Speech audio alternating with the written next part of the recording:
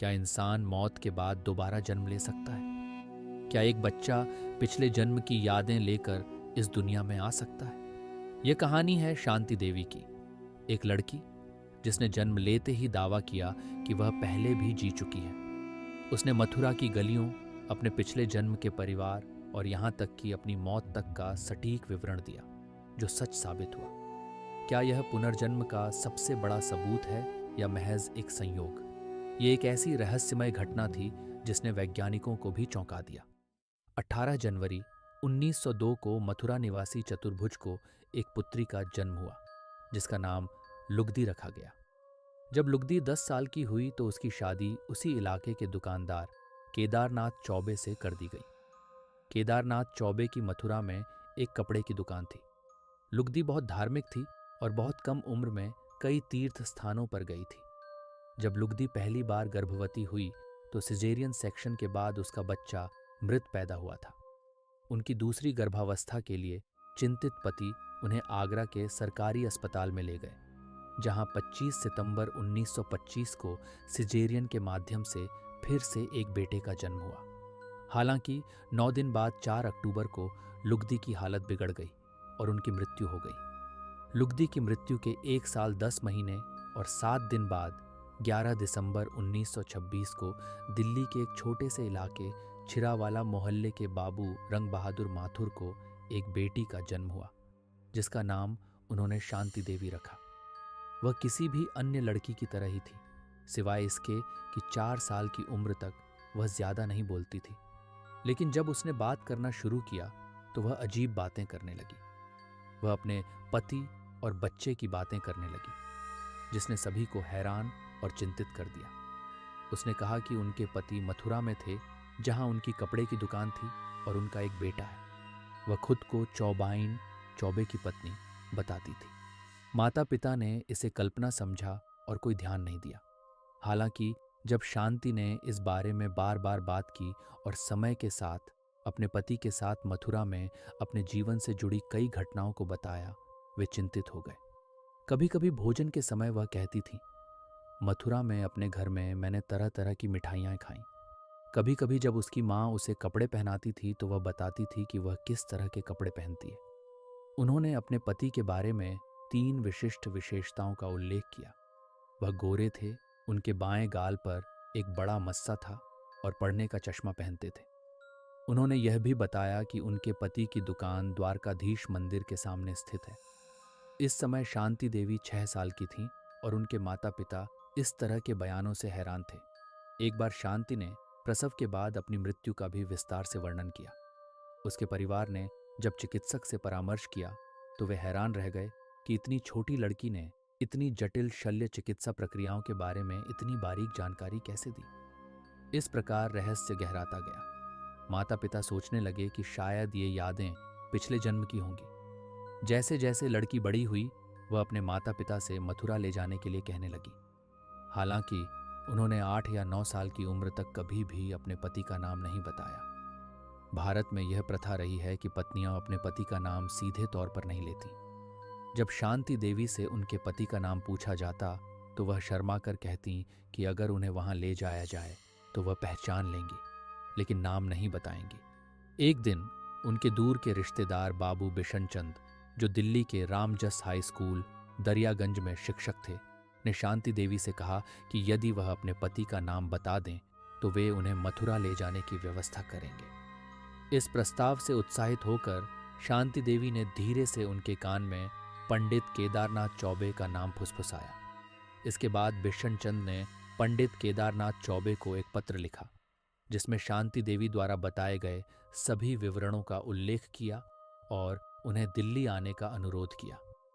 केदारनाथ ने पत्र का उत्तर देते हुए शांति देवी के अधिकांश बयानों की पुष्टि की और सुझाव दिया कि उनके एक रिश्तेदार पंडित कांजीमल, जो दिल्ली में रहते थे, को पहले शांति देवी से मिलने दिया जाए। कांजीमल के साथ एक बैठक की व्यवस्था की गई, जिसके दौरान शांति देवी ने उसे अपने पति के चचेरे भाई के रूप में पहचाना। उसने मथुरा में अपने घर के बारे में कुछ जानकारी दी और उस स्थान के बारे में भी बताया जहां उसने कुछ पैसे गाड़े थे। जब उनसे पूछा गया कि क्या वह रेलवे स्टेशन से मथुरा में अपने घर तक अकेले जा सकती हैं, तो उन्होंने सकारात्मक जवाब दिया।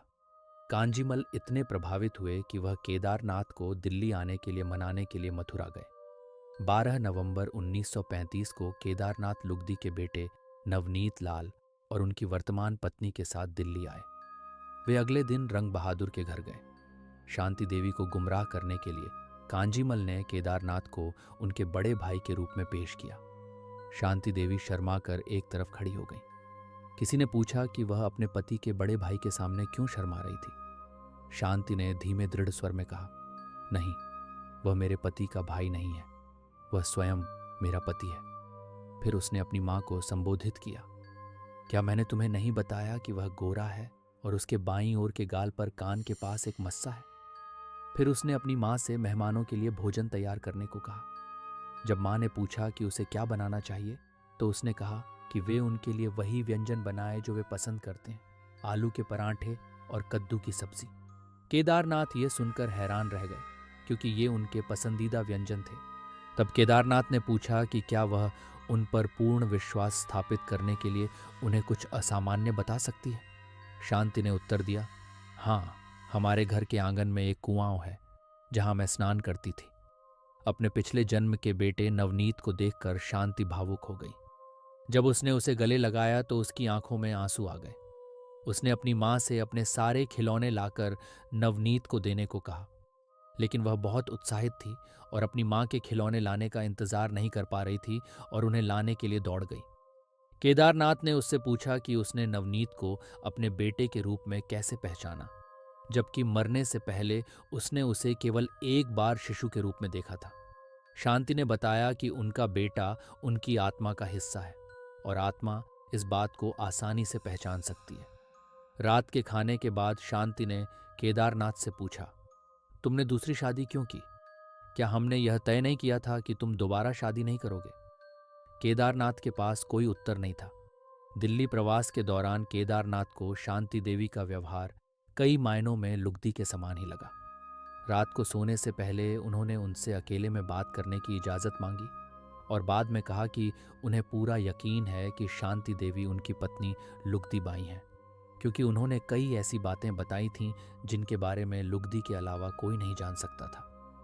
15 नवंबर को केदारनाथ के मथुरा लौटने से पहले शांति देवी परेशान हो गईं। उन्होंने उनके साथ मथुरा जाने की इजाज़त मांगी, लेकिन उनके माता पिता ने इनकार कर दिया।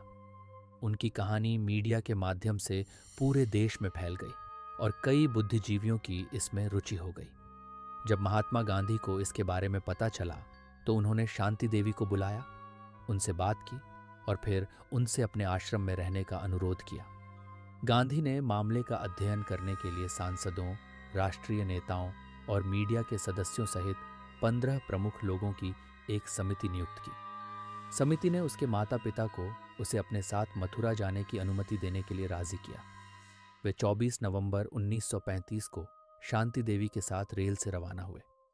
जैसे ही ट्रेन मथुरा के पास पहुंची, वह खुशी से लाल हो गई और बोली कि जब तक वे मथुरा पहुंचेंगे तब तक द्वारकाधीश के मंदिर के दरवाजे बंद हो जाएंगे। उनकी सटीक भाषा थी, मंदिर के पट बंद हो जाएंगे, जो आमतौर पर मथुरा में उपयोग की जाती है। मथुरा पहुंचने पर पहली घटना जिसने समिति के सदस्यों का ध्यान आकर्षित किया, वह प्लेटफॉर्म पर ही घटी।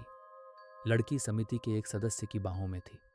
वह मुश्किल से 15 कदम ही चले थे कि मथुरा की पोशाक पहने एक वृद्ध व्यक्ति, जिससे वह पहले कभी नहीं मिली थी, उसके सामने आया और थोड़ी देर के लिए रुका। उसे पूछा गया कि क्या वह उसे पहचान सकती है। उनकी उपस्थिति का उस पर ऐसा प्रभाव पड़ा कि वह तुरंत समिति सदस्य की गोद से उतरकर अजनबी के चरणों में गहरी श्रद्धा के साथ झुक गई और फिर एक ओर खड़ी हो गई। पूछने पर उसने समिति सदस्य के कान में कहा कि वह व्यक्ति उसका जेठ, उसके पति का बड़ा भाई था। यह सब इतना सहज और स्वाभाविक था कि हर कोई आश्चर्यचकित रह गया। वह व्यक्ति वास्तव में केदारनाथ चौबे का बड़ा भाई था। समिति के सदस्यों ने ड्राइवर को शांति के निर्देशों का पालन करने की हिदायत देते हुए उन्हें तांगे में बैठाया। रास्ते में उन्होंने अपने समय से अब तक हुए बदलावों का वर्णन किया, जो सभी सही थे। उसने कुछ महत्वपूर्ण स्थलों को पहचान लिया जिनका उल्लेख उसने पहले बिना वहां गए ही किया था। जैसे ही वे घर के पास पहुंचे, वह तांगे से उतरी और भीड़ में एक बुजुर्ग व्यक्ति को देखा। उसने तुरंत उसे प्रणाम किया और दूसरों को बताया कि वह उसका ससुर है, और सचमुच ऐसा ही था। जब वह अपने घर के सामने पहुंची तो वह बिना किसी हिचकिचाहट के अंदर चली गई और अपने शयन कक्ष का पता लगाने में सक्षम हो गई। उसने अपनी कई चीजें पहचान भी लीं। उससे पूछा गया कि जाजरू शौचालय कहाँ है, और उसने बताया कि वह कहाँ है। उनसे पूछा गया कि कटोरा का क्या मतलब है। उसने सही कहा कि इसका मतलब पराठा था। दोनों शब्द केवल मथुरा में प्रचलित हैं और आम तौर पर कोई बाहरी व्यक्ति इनके बारे में नहीं जानता होगा। फिर शांति ने उसे अपने दूसरे घर ले जाने के लिए कहा, जहां वह कई वर्षों तक केदारनाथ के साथ रही थी। उन्होंने बिना किसी परेशानी के ड्राइवर का मार्गदर्शन किया। समिति के एक सदस्य ने उनसे उस कुएं के बारे में पूछा जिसके बारे में उन्होंने दिल्ली में बात की थी। वह एक दिशा में दौड़ी। निश्चित रूप से उन्हें एक कुआं मिला।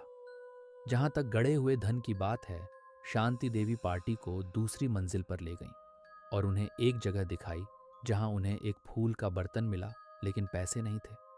बाद में केदारनाथ ने कबूल किया कि लुगदी की मौत के बाद उसने पैसे निकाल लिए थे। फिर उसे उसके माता पिता के घर ले जाया गया, जहां उसने अपने पिता और मां को पहचान लिया। अपनी मुलाकात में मां बेटी खुलकर रो पड़ी। ये एक ऐसा दृश्य था जिसने वहां मौजूद सभी लोगों को भावुक कर दिया। कई वर्षों बाद साल 1986-67 में मीडिया ने शांति देवी एवं इस घटना से जुड़े अन्य लोगों से साक्षात्कार किया, जिसमें उनके पिछले जीवन की यादों और मथुरा से जुड़े उनके अनुभवों पर विस्तार से चर्चा की गई। उनके छोटे भाई वीरेश नारायण माथुर, जो उनकी पहली यात्रा के दौरान उनके साथ मथुरा गए थे, का भी साक्षात्कार लिया गया। इसके बाद मथुरा जाकर उनके विभिन्न रिश्तेदारों से बातचीत की गई, जिन्होंने बताया कि शांति देवी 9 वर्ष की उम्र में पहली बार उनसे मिली थी। शांति देवी की यादों और उनकी प्रतिक्रियाओं ने कई महत्वपूर्ण पहलू उजागर किए।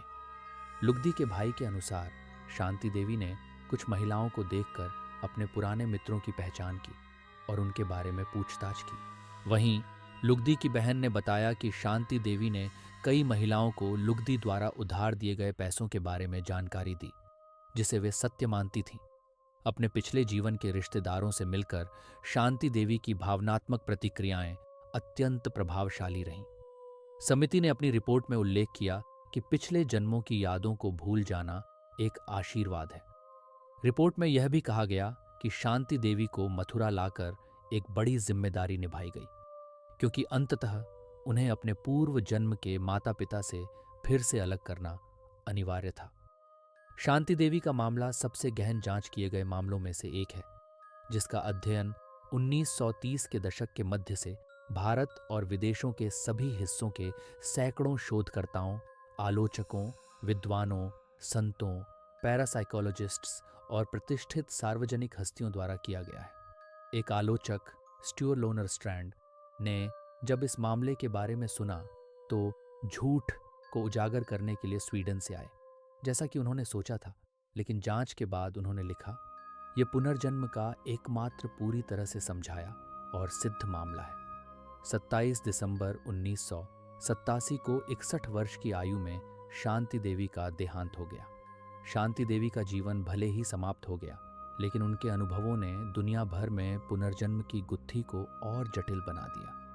उनके शब्दों में दबी एक सिहरन आज भी सवाल उठाती है, अगर मृत्यु अंत नहीं है तो फिर जीवन की असली शुरुआत कहाँ होती है?